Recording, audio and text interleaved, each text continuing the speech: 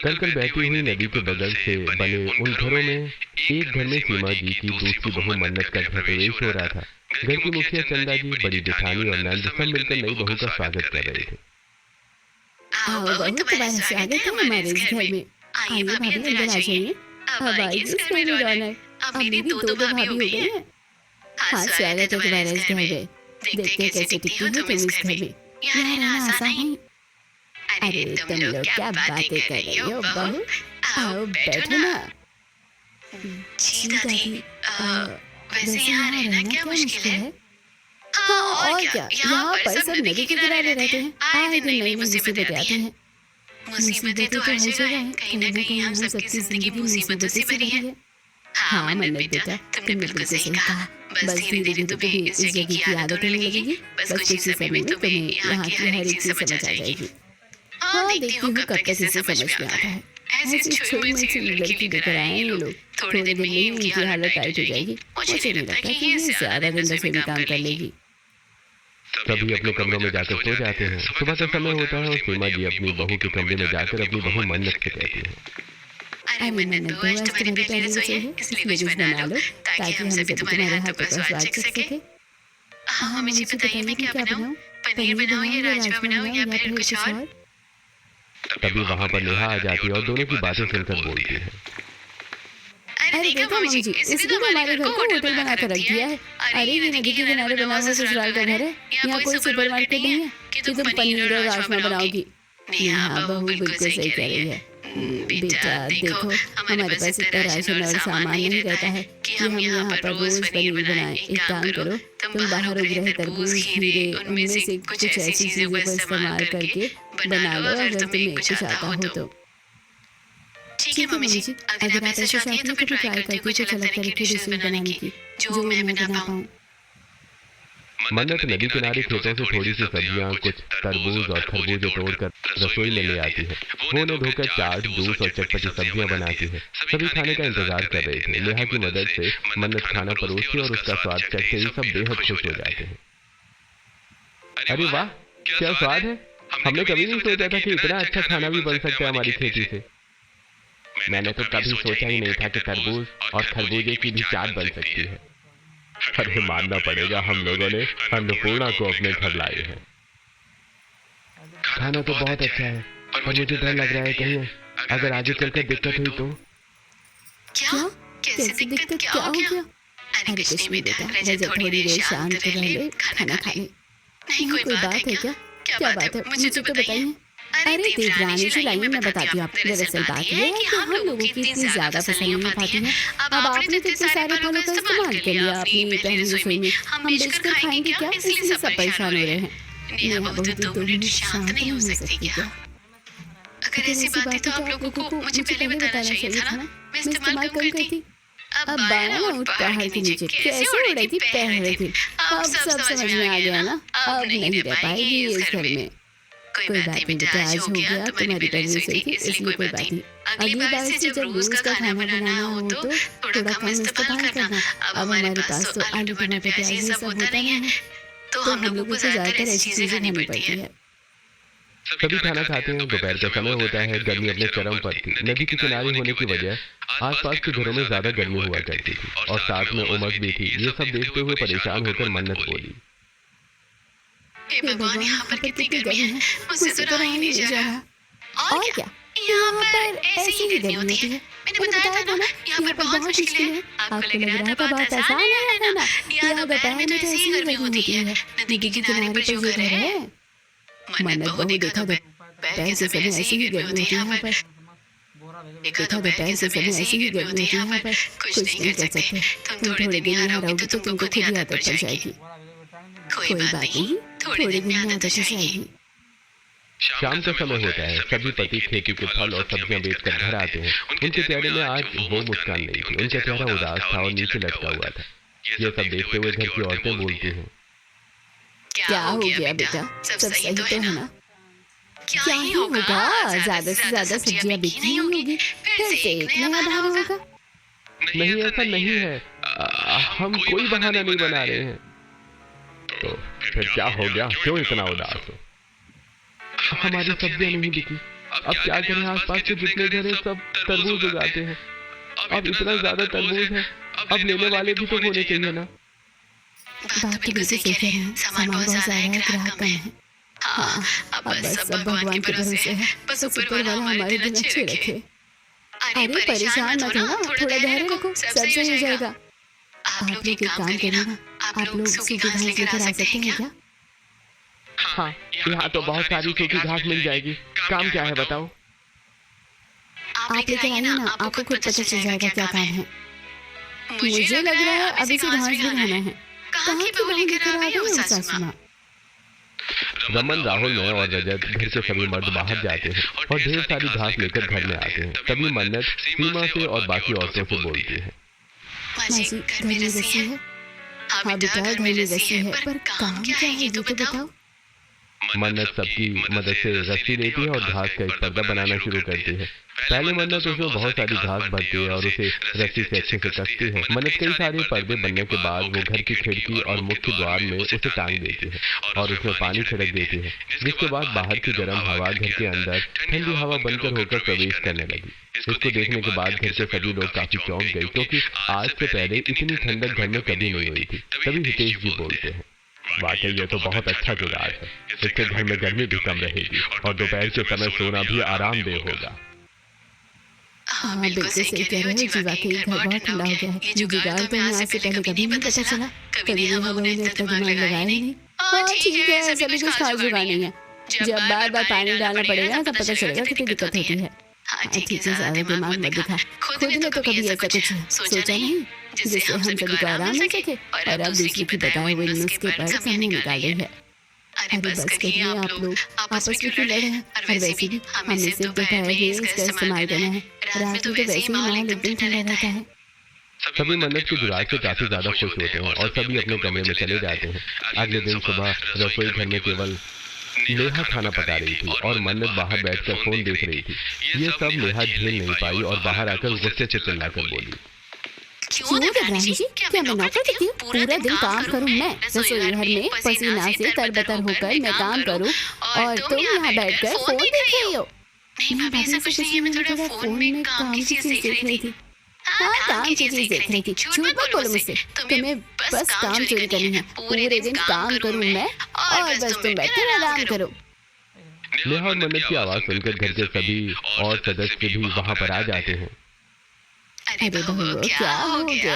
तुम लोग आपस में क्यों लड़ रहे हो? भाभी, सब कुछ ठीक तो है ना? आप भी लड़ती रही हो। इसी से पूछ लो, इसने कुछ काम नहीं किया, सारा काम मैं ही कर रही हूँ। नेहा बहू, बस कर, तू सास नहीं है, मैं इस घर की सासू, मैं उस पर चिल्ला सकती हूँ, तू नहीं। मन्नत बेटा, क्या हो गया? तुम काम क्यों नहीं कर रहे? थोड़ा हाथ बटा लिया करो सबके साथ। माँ जी, दरअसल मैं कुछ ऐसी चीजें देख रही थी जिससे हमारी नदी के किनारे बसी हुई खेती को हम और बढ़ा कर सके और उससे अच्छा खासा मुनाफा हो सके। क्या क्या सोचा तुमने? हमें जल्दी बताओ। हाँ, ऐसा क्या सोचा? अच्छा, सच में हमारा मुनाफा हो जाएगा तो ये तो बहुत अच्छी बात है। दरअसल मैं गूगल में ऐसी ही चीज सर्च कर रही थी, तभी मुझे पता चला कि हम लोग खेती तो कर रहे हैं, पर हम ऐसी खेती नहीं कर रहे हैं जिससे हम लोगों को फायदा हो पाए। यहाँ पर आसपास जितने भी लोग हैं सभी लोगों ने तरबूज और खरबूजा और ऐसी चीजों की खेती करी है। हाँ, तो तुम क्या चाहती हो कि हम यहाँ पर कटहल या आम की खेती करें? और अरे माँ जी, ये बस टाइम पास करिए ताकि इसको काम न करना पड़े। आप लोग भी क्या इसकी बातें सुन रहे हैं? बस करिए ना भाभी, बहुत हो गया। अब मेरी बात सुन लीजिए।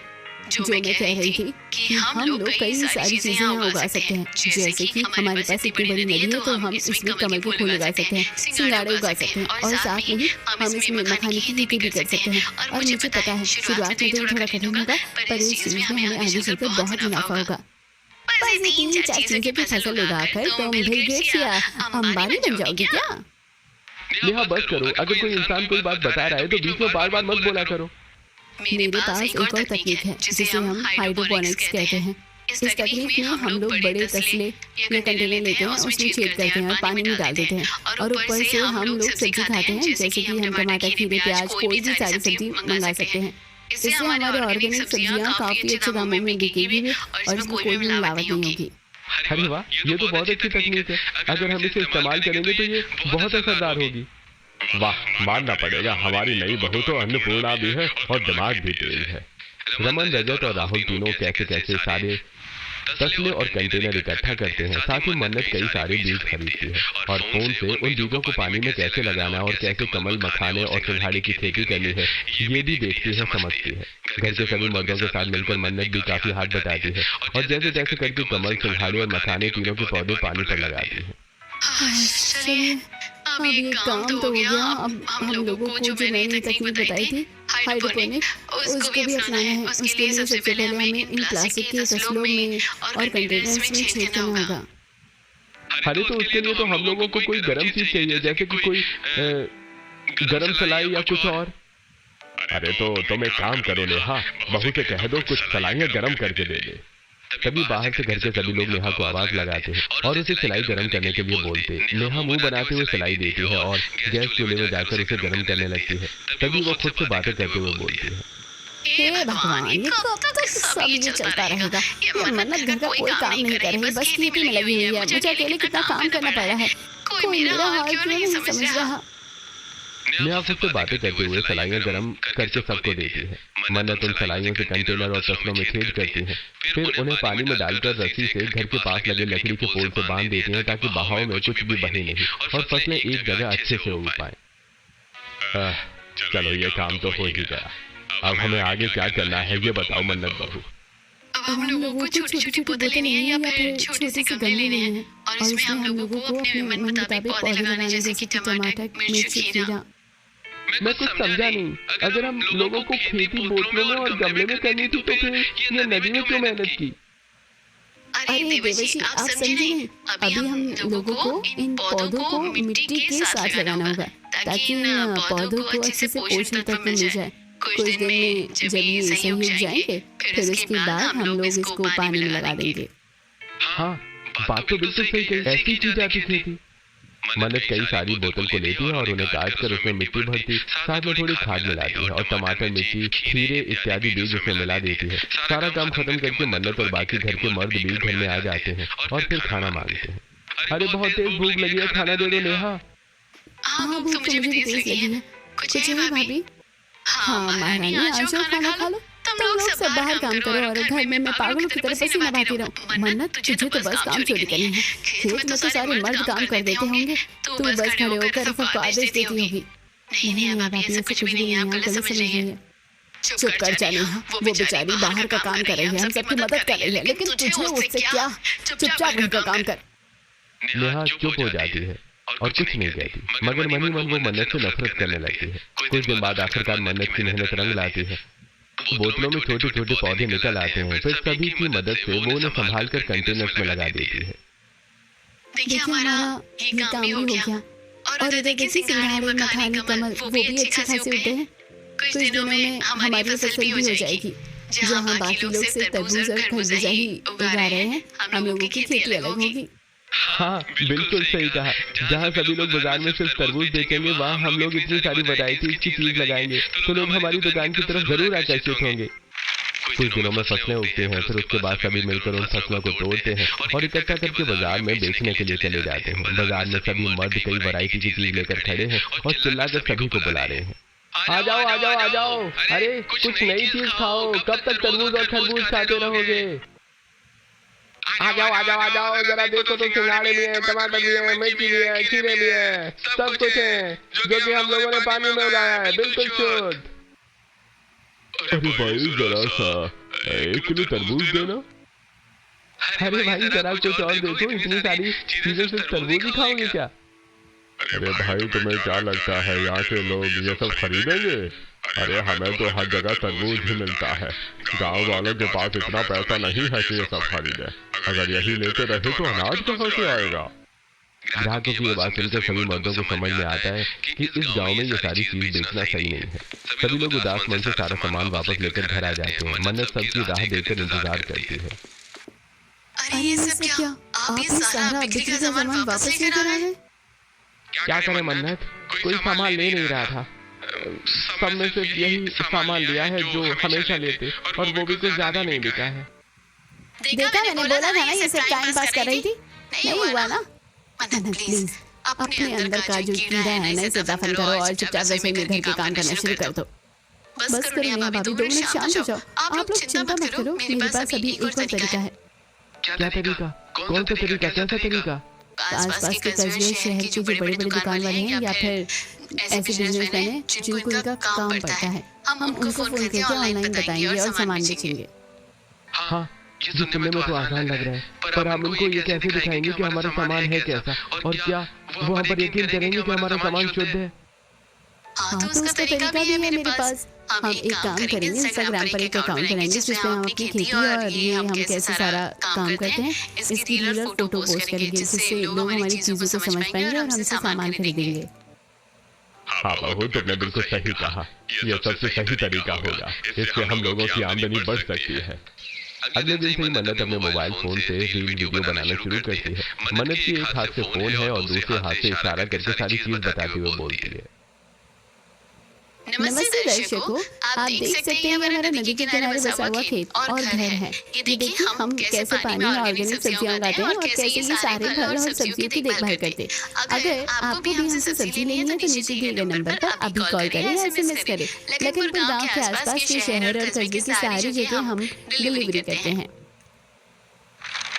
कुछ दिनों में मन्नत की पोस्ट की गई रील को काफी ज्यादा लोग पसंद करते हैं और उसके पास कई सारे कॉल और SMS आते हैं, जिससे काफी सामान भी बिकता है। एक दिन उनके पास एक बड़ा बिजनेसमैन भी आता है, गाड़ी का हॉर्न बजाता है और दरवाजा खुलता है और बिजनेसमैन तुरंत मन्नत के बारे में आसपास किसी से पूछने लगता है। क्या यही मन्नत जी का घर है? हाँ हाँ, आइए आइए, यही है हमारा घर। नमस्ते नमस्ते, बैठिए। बिजनेसमैन आदित्य घर के अंदर आते हैं और मन्नत उनसे मिलती है। जी सर, बताइए। देखिए, हमारा एक बड़ा 5 स्टार होटल है जो बाग के शहर में है। हम काफी दिनों से कोई ऐसा इंसान ढूंढ रहे थे जो बहुत ही अच्छी सब्जियां उगाता हो और वो शुद्ध भी हो, क्योंकि हमारे यहाँ काफी बड़े बड़े लोग आते हैं जिनको ऑर्गेनिक सब्जियां खाने की आदत है। हाँ, हमारी बहू एकदम अच्छी और शुद्ध सब्जी ही उगाती है। जी बिल्कुल, हमारे यहाँ सारी सब्जी एकदम शुद्ध होती है और कोई केमिकल या मिलावट का उपयोग नहीं होता। अब बताइए आपको कितने किलो सब्जी चाहिए? देखिए, मुझे किलो के हिसाब से सब्जी नहीं चाहिए, मुझे आपसे बल्क में सामान चाहिए। मुझे हफ्ते के हिसाब से सब्जी चाहिए। मुझे हर हफ्ते लगभग 20 किलो सब्जी की जरूरत है। साथ ही मुझे 30 किलो तरबूज और 20 किलो खरबूजे की भी जरूरत है। आजकल गर्मी का मौसम है और सीजन है, काफी लोग इसको खाना पसंद करते हैं और इसके बदले ये रहे आपके 1 लाख रुपए एडवांस। इतना कहकर आदित्य वहां से चला जाता है। घर में सभी लोग बहुत खुश थे, पर नेहा के मन में अभी भी मन्नत के लिए नफरत थी, क्योंकि सभी मन्नत को ज्यादा प्यार दे रही थी। कुछ दिन और बीतते हैं। एक दिन हितेश जी बोलते हैं, मेरे मन में काफी दिन से एक विचार चल रहा था। कैसा विचार बेटा? मैं सोच रहा था कि नेहा बहू के ऊपर काफी बोझ हो गया है, क्योंकि अब मन्नत बहू खेती बाड़ी संभाल रही है, तो क्यों ना अपने छोटे बेटे रजत की भी शादी लगे हाथ करवा दी जाए। नेकी और पूछ पूछ, अरे बिल्कुल, मैं तो एक पैर से तैयार हूँ। दरअसल मेरे दोस्त की एक बेटी है जिसका नाम है गोपी, और वो बहुत ही ज्यादा सुंदर है और काम भी अच्छा खासा कर लेती है, तो मुझे लगता है वो हमारे लिए और हमारे बेटे के लिए सही रहेगी। कुछ दिनों में सीमा के सबसे छोटे बेटे रजत की शादी गोपी से हो जाती है और गृह प्रवेश करके गोपी घर में आती है। आओ गोपी, तुम्हारा स्वागत है। चलो, कोई तो आ गया जो मेरा हाथ बटा पाएगा। क्या मतलब? मैं तो समझी नहीं भाभी। अरे कुछ नहीं, थोड़े दिन में समझ आ जाएगा यहाँ का माहौल। कुछ दिन ऐसे बीत जाते हैं। मन्नत खेती में लगाए हुए तरीकों से सभी का बहुत मुनाफा होता है और बहुत सामान भी बिकता है। तभी एक दिन गोपी घर के बाहर चलते हुए जा रही थी। सामने एक रस्सी बनी हुई थी और उसे नजर नहीं आया, जिसमें उसका पैर अटक गया और वो गिर गई। हाय राम, मेरा बेड़ा दर्द हो जाए। किस बदतमीज ने ये रस्सियां बांधी थी। ओह, बहुत दर्द हो रहा है। अभी मुझे इस रस्सी को बताना पड़ेगा किसने किसको गिराया है। गोपी बिना कुछ देखे और सुन उस रस्सी को खोलकर फेंक देती है और वो रस्सी उन सारे कंटेनर्स की थी जिसमें खेती हो रही थी, और वो सारे कंटेनर्स रस्सी के सपोर्ट की वजह से एक जगह पर थे। जैसी रस्सी हटी तो उसी वक्त सारे कंटेनर्स नदी के बहाव के साथ बहने लगे। तभी पास खड़ी कुछ पड़ोसन मजाक उड़ाते हुए बोलती है, अरे बाप रे, ये क्या कर दिया? अरे गवार गोपी, तूने क्या किया? तूने अपनी जेठानी की सारी फसल नदी में मिला दी। अरे भाई, जैसा नाम वैसा काम। अरे वो टीवी वाली गोपी बहू ने भी तो अपने पति अहम का ही लैपटॉप धो दिया था और इसने अपनी जेठानी की फसल ही धो दी। अब थोड़ी देर में कोकिला बहन आती होगी और पियानी की सीमा बहन आती होगी। पड़ोसन का ये हंसी मजाक सुनकर घर के सभी सदस्य बाहर आते हैं। तभी मन्नत की नजर नदी पर बह रहे कंटेनर्स पर जाती है और वो हड़बड़ाकर सभी से कहती है, हे भगवान गोपी, तुमने ये क्या किया? पूरी फसल, सारे कंटेनर्स बह जा रहे हैं, सब पकड़ो इन्हें। जैसे तैसे करके सभी मिलकर उन कंटेनर्स को पकड़ने की कोशिश करते हैं, पर उनके हाथ में कुछ ही कंटेनर्स आते हैं और कई सारे कंटेनर बहकर चले जाते हैं, जिससे काफी नुकसान होता है। सभी घर के अंदर जाते हैं और फिर सीमा चिल्लाकर बोलती है, अरे मेरे तो भाग्य ही फूट गए थे कि तुम लोगों को अपनी बहू बनाकर लाई। एक तरफ मन्नत को देखो कितनी अच्छी है, हम लोगों को कितना ज्यादा फायदा करा रही है, हम लोगों के घर में पैसा ला रही है और तुम दोनों बस नुकसान कर रही हो। पहले ये नेहा, अब तो गवार गोपी। जब देखो तब ये सासू माँ इस मन्नत के गुण गाती रहती है। चल चल बड़ी बातें करना, तुम लोगों पर शोभा नहीं देता, तुम लोग के बस की नहीं है। बस ऐसे ही दूसरी की तरक्की से चलना आता है तुम दोनों को। कहाँ से लेकर आओगी ग्राहक? ऐसा नहीं माँ जी, आप देखना हम भी पैसे कमा सकते हैं, हम भी एक ग्राहक ढूंढ कर लाएंगे। अब चाहे जो हो जाए। नहीं, हम जरूर लाएंगे माँ जी, आप हमें कमजोर न समझिए, केवल मन्नत भाभी पैसे नहीं कमा सकती। कुछ दिन और बीतते हैं। एक तरफ जहाँ मन्नत कड़ी मेहनत करके कई सारी सब्जियां और बाकी चीज उगाती है, तो वहीं दूसरी तरफ नेहा और गोपी नए ग्राहक की तलाश में रहती है। काफी दिनों की मेहनत के बाद उनको एक ग्राहक मिलता है। गोपी, नेहा और वो ग्राहक तीनों आपस में बात करते हुए बोलते हैं, आपको कुछ चाहिए बताइए, हमारे यहाँ सब कुछ है। और क्या, हमारे पास सारी सब्जी है और हम उनमें ना कोई केमिकल ना कोई दवा डालते हैं, सब एकदम देसी और शुद्ध है। हाँ, मुझे बहुत सारी सब्जियां चाहिए, लगभग 1 लाख रुपए का ऑर्डर है। नेहा और गोपी दोनों इतनी बड़ी रकम सुनकर खुश हो जाती हैं और उनकी आंखें फटी रह जाती हैं। नेहा और गोपी मोहन को अपने साथ घर लेकर जाती हैं और उसे पूरा खेत और नदी में उग रही फसल को दिखाती हैं। ये देखिए हमारी सारी फसल कितनी सुंदर लग रही है। आप बताइए आपको इनमें से क्या क्या चीज चाहिए, मैं लिख लेती हूँ। अरे मुझे तो इनमें से सब कुछ चाहिए, बल्कि इससे ज्यादा चाहिए। दोनों बहुएं मोहन से बात कर ही रही होती हैं कि आवाज सुनकर सीमा भी वहां आती है। अरे ये कौन है और तुम दोनों ऐसे पराये मर्द से बात क्यों कर रही हो? शर्म नहीं आ रही? शर्म तो अब आपको आनी चाहिए सासू जी, क्योंकि हम ग्राहक को ढूंढ कर ला चुके हैं। आपने क्या कहा था, हम कभी कुछ नहीं कर सकते। देखिए आखिरकार हमारा ग्राहक आ गया है। सच में कैसे? कमजोर मत समझो हमें।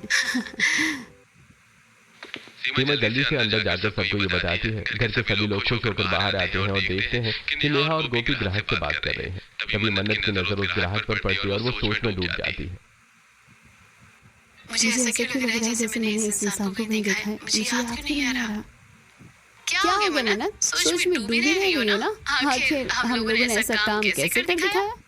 नहीं ऐसा नहीं है, भला क्यों मैं हैरान हूँ। ये तो बहुत अच्छी बात है कि आप हमारा फायदा करा रहे हैं, पर फिर भी अब मुझे कुछ अजीब सा क्यों लग रहा है। इस इंसान को मैंने कहीं देखा है। अरे याद आ गया, वहाँ पर। अरे रुकिए, आपका कार्ड गिर गया है, ये लीजिए आपका card. Oh thank you so much, आपका शुक्रिया। आप बुरा माने तो क्या मैं आपसे एक बात पूछ सकती हूँ? हाँ जरूर पूछिए। मैं ये समझ नहीं पाई कि आप बड़े बड़े शहर छोड़कर यहीं पर क्यों आए। मतलब आपकी तो बहुत बड़े बड़े लोगों तक पहुंच होगी, फिर आप यहाँ क्यों आए हैं? दरअसल बात यह है कि बहुत सारे लोग यहाँ पर फ्रॉड हैं, इसीलिए मुझे आप पर भरोसा हुआ, क्योंकि आपने इंस्टाग्राम पर अपना पेज भी बनाया हुआ था। आदित्य अपना फोन खोलता है और मन्नत को एक फोटो दिखाता है। ये देखिए, ये एक ऐसा इंसान है जो खुद को बताता है कि वो सब्जियां बेचता है, और जो सब्जियां बेचते हैं उनको ये बताता है कि एक बिजनेसमैन है और ये बहुत कम पेमेंट देता है या फिर फ्रॉड करके भाग जाता है। ये आजकल बहुत चर्चा में है, इसलिए इससे बचकर रहिएगा। अरे मुझे याद आ गया, ये इंसान नहीं है, ये फ्रॉड इंसान है। वो आदित्य जी ने ना, उन्होंने मुझे इसकी फोटो दिखाई थी और ये एक फ्रॉड है। देखा सासू माँ, अब हमारा काम बन गया और हमें ग्राहक मिल गए तो ये नौटंकी करने लगी। हाँ मन्नत बहू, बहुत हुआ। उन लोगों ने भी एक कदम आगे बढ़ा है तो हमें उनकी सहायता करनी चाहिए। अरे आपको मुझ पर यकीन करना होगा। एक मिनट, मुझ पर यकीन नहीं है ना, तो मैं भी आपको आदित्य जी से फोन पर बात करवाती हूँ। वो खुद बता देंगे कि इंसान कैसा है। मन्नत आदित्य को फोन लगाती है और स्पीकर ऑन कर देती है। आदित्य सारी सच्चाई पूरे परिवार के सामने बता देता है। पूरे परिवार के सामने सच आ जाता है। तब तक सारे भाई और हितेश सभी उस फ्रॉड इंसान मोहन को पकड़ कर रखते हैं और उसे पुलिस के हवाले कर देते हैं। अब नेहा और गोपी का सिर शर्म से झुक जाता है।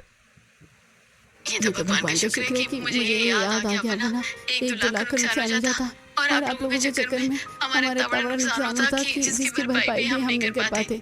तभी तो मैं बार बार सोचती थी भगवान लोग कहाँ से एक ग्राहक लेकर आई हैं। एक ग्राहक लेकर आई, वो भी 420 निकला। बस बहुत हुआ सीमा, तुम बार बार उन बहू पर क्यों चिल्ला रही हो? मन्नत बहू पैसे कमाती है, पर ये दोनों बहू अभी घर संभालती, तो तुम्हें सभी बहू को एक समान प्यार देना चाहिए। सची जी बिल्कुल सही कह रहे हैं। देखिए, हर इंसान हर चीज में अच्छा नहीं हो सकता। आपकी अगर एक बहू खाना पकाने में अच्छी है तो दूसरी शायद बहू कोई दूसरा काम करने में अच्छी हो सकती है। हाँ माँ बिल्कुल, मैं भी हर चीज में कहाँ अच्छी हूँ। मुझे सिर्फ सिलाई आती है और कुछ नहीं आता। हो सकता है भाभी को खाना पकाना और घर का काम करना अच्छे से आता हो और खेती बाड़ी अभी समझ में नहीं आती हो। देख सीमा, जितनी गलती बहू की उतनी गलती तुम्हारी है। अगर तुम उन पर ज्यादा दबाव नहीं डालती और इतना नहीं चिल्लाती तो वो कभी ऐसा कदम नहीं उठाती। हमें माफ कर दीजिए, हमसे बहुत बड़ी गलती हो गई है और मन्नत तुम भी हमें माफ कर दो।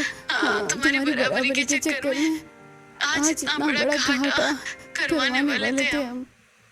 कोई बात नहीं है भाभी, गलतियाँ सबसे होती हैं, उन्हीं गलतियों से तो हम सीखते हैं। और मुझे लगता है कि अब धीरे धीरे आप भी मेरे साथ खेती बाड़ी और ग्राहकी करना सीख जाएंगे।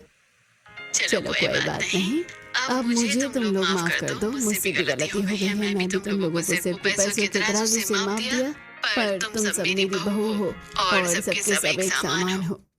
आखिरकार सब कुछ कुशल मंगल हो जाता है और मन्नत की नदी किनारे बसाई खेती धीरे धीरे बढ़ने लगती है। देखते ही देखते उनकी मेहनत रंग लाती है, तरक्की होती है और बिक्री भी बढ़ जाती है। क्योंकि जिंदगी यही सिखाती है कि हर इंसान सर्वगुण संपन्न नहीं होता, हर किसी को हर काम नहीं आता, लेकिन हर इंसान किसी न किसी हुनर में माहिर जरूर होता है। बस जरूरत होती है अपने हुनर को पहचानने और उसे पूरे दिल से निभाने की। और इसी तरह बस जाता है नदी किनारे बहुओं का ससुराल और खेती।